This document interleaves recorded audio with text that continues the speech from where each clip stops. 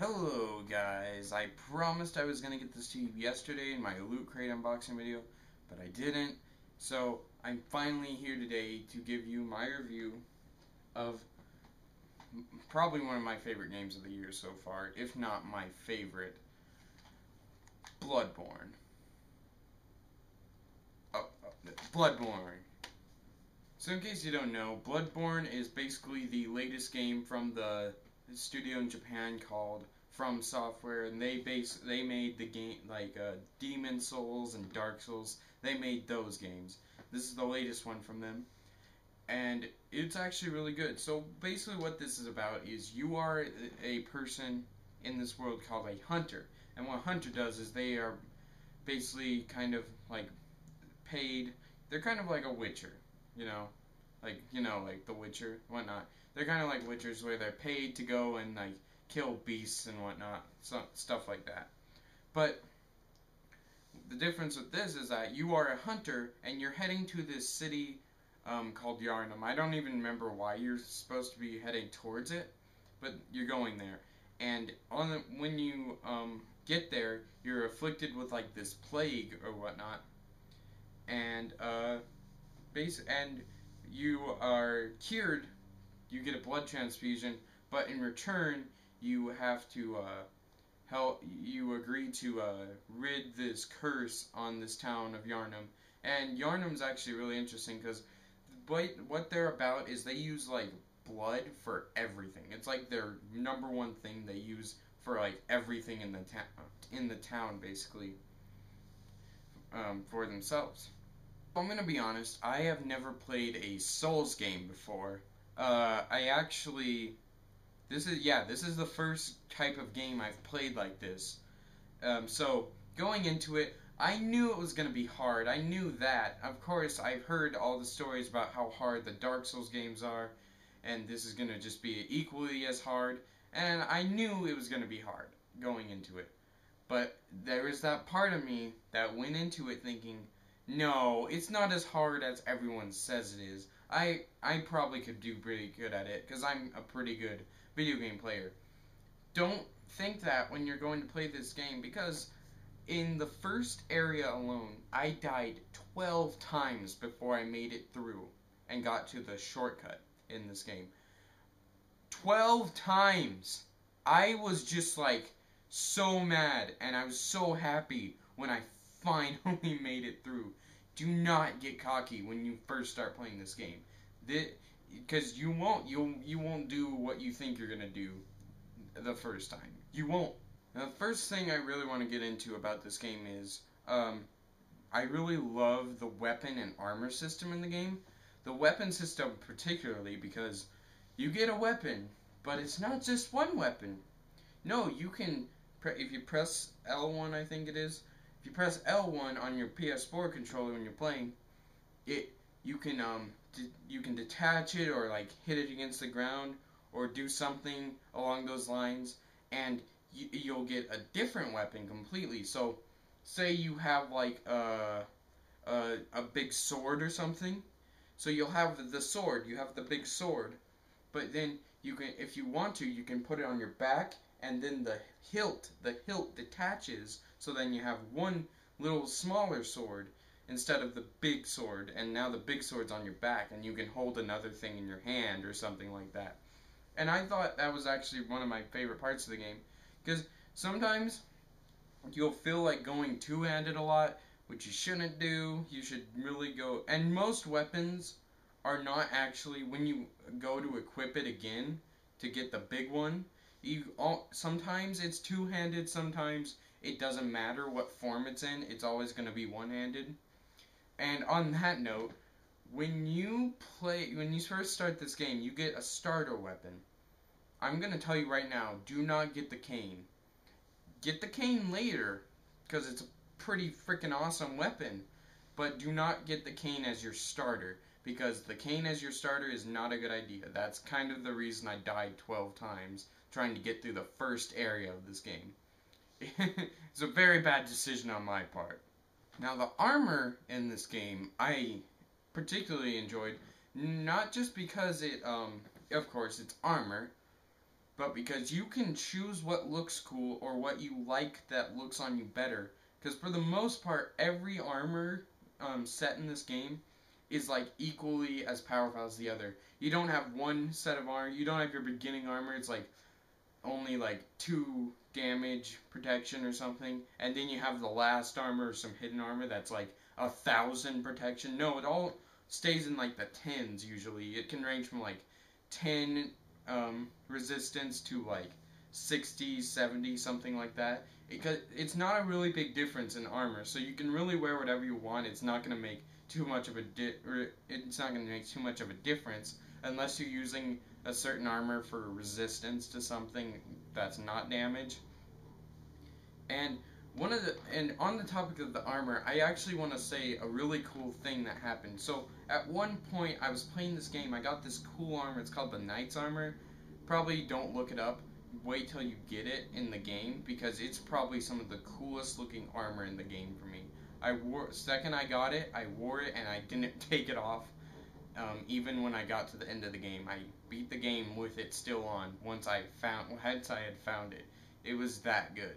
Because I felt at one point I was in this place. It was like a castle, and I was in the armor, and I felt like I was freaking Alucard from Symphony of the Night, going in and killing all these evils in the castle. It was awesome. Another very amazing aspect of this game was just the visuals. The visuals were amazing. I love them so much. I love the broody gothic like Victorian setting. That's like one of my favorite settings like ever. That's why I like games like Castlevania. And I didn't get the Order 1886, but I hear that has a pretty I just spit. That has a pretty big thing like that too. And I really like settings like that. Some of the visuals, I would just be standing somewhere, and I look at the area that stood ahead, and I just like sit at and stare at it for a second. I might even take a screenshot of it. And I'm like, this looks amazing. Oh, and also, with the visuals, they do a very good job of conveying the sense of freaking horror. Because most survival horror games nowadays, of course, you don't really get good horror. But with this game, holy crap, there were times in which I was just walking somewhere and like there'd be fog on the street, it's all dark, and you're walking, you have no idea what's coming. And another thing it does good is sometimes it has jump scares in this game, which is okay. I think I like a good jump scare every now and again, but like for the most part, all its scares are atmospheric. Because for the most part, enemies aren't hidden from you. They're in plain sight the second you enter somewhere. So you are just sitting there looking at this next enemy that you're gonna have to face, and you're just like, I'm gonna get freaking murdered. I'm gonna die. I'm freaking scared to fight this thing. That is how scary this game was, compared to so many other survival horror games that have come out. I know survival horror is starting to get much better now, but it honestly was just amazing. I'm gonna be honest. So there is a time in this game when you will die, possibly at the very beginning, and you will enter this place called the Hunter's Dream. And it's basically your hub world of the game. It's where you go to teleport, to level up, to fortify your weapons, stuff like that. You also can do some things with like runes. You can get runes in the game, and they basically help you increase a stat when you activate them, or create resistance to something. They're really cool. Also, it's the location of these things called chalice dungeons, which are basically cool labyrinth-esque dungeons that you explore, and you have to fight different enemies, and at the end of each little labyrinth is a boss fight that you have to do. It's really awesome, actually. I played only like one chalice dungeon. I finished the game before I did more, mostly because I didn't really know how to do chalice dungeons at the beginning. I didn't really know what they were, and that's really the only reason why that happened. I just also love that you can go here to this place, the Hunter's Dream, and you can just sit there for a bit if you want to, like, and take a break. You can take a break, and it's really calm. It doesn't feel too overly, eerie and scary and stuff like that. Another great part of this game is the monster design, the creature and monster design, because every single thing that I saw in this game, for the most part, I would just say, that thing looks evil, I'm gonna go kill it. Or I'm gonna try and get around it or something like that. Something along those lines. Not once did I look at a certain thing and think, maybe it's not bad. I'm gonna get to this later, but that's probably why I ended up doing some bad things with the NPCs. But yeah, that's what the great part of this game is. I really like that. Now, the bosses in this game were designed very well. You almost always got a cutscene before you went and fought a boss. Not always, but sometimes. But I love when you go to fight a boss, for the most part, you don't know anything about it. Not once did I go into a boss fight thinking, I'm gonna beat this thing my first try. Never. I was always pessimistic about that stuff like that. I was like, I am gonna just get murdered, and it's gonna just rip me apart. I'm gonna die so bad. And I mean, at some points though, there were boss battles that I would do that were scary. I was like super scared of fighting this thing at first, but actually when you start to get in the groove of it and whatnot, it gets fun. I actually had fun with some of these boss battles, because I was like, yeah, it's challenging. It's challenging to do this boss battle, and I have to use my reaction and my gun and stuff. I have to use it really well. I have to time everything really well, and it really got fun. It was frustrating as hell, but fun nonetheless. Now, this game, I'm gonna be honest, the story is super, super vague. It's, if you don't know, if you've never played a Dark Souls game or something before, I recommend, after you beat the game, if you didn't know what the hell was going on the whole game, go watch like a lore video or something on YouTube. Because the second I watched one or two of them, I'm like, holy crap, this is all explained for me. I actually know what was going on now, and it makes sense, and I know how I know of that it was going on. But for the most part, you get through this game not because the story tells you where to go, but because of like certain visual cues. You'll get visual cues where you're just like, I need to go that way. That's what the game's telling me. I need to go this way. And that's really good. And if you want to know the story really well without having to look that up, I recommend when you encounter NPCs and stuff, listen very carefully. When you get notes and stuff, read them thoroughly. If you see certain things on the ground, the notes and whatnot, read them thoroughly. Because 9 times out of 10, you're going to understand it a lot more if you're just thinking about what this person's saying or what this note says. And on the topic of NPCs, try not to kill everything you see when you first see it. Make sure it's actually going to attack you first, because there was an NPC, pretty important one too, that was in the game. I saw him kneeling down. I'm like, ha, he can't trick me. I know how to kill you. Ah, psh. And then it was just like, what are you doing? And I'm like, wait, what? And then he starts trying to kill me. I'm like, oh my gosh, what's going on? And yeah, just try not to kill people the second you see them, especially if they look like an actual human being. And that's one of the problems too, is if they don't look like a human being, you're just gonna frickin' murder them with whatever weapon you have, because you don't know.